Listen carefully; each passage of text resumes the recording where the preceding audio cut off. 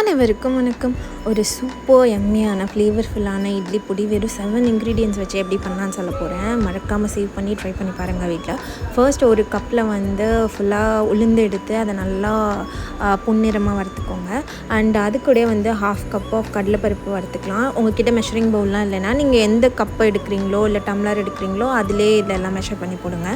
And கடலைப்பருப்பு வறுத்துட்டு அது கூட 2 ஸ்பூன் பொட்டுக்கடலை ஆட் பண்ணி அதையும் நல்லா வறுத்து எடுத்துக்கலாம் கலர் மாறுற வரைக்கும்.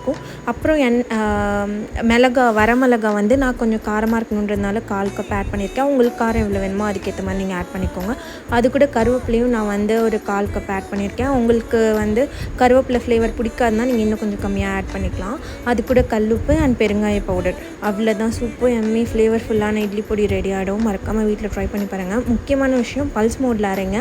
ரொம்ப நைஸாக அரைச்சிட்டிங்கன்னா அவ்வளோ டேஸ்ட்டாக இருக்காது. And thank you.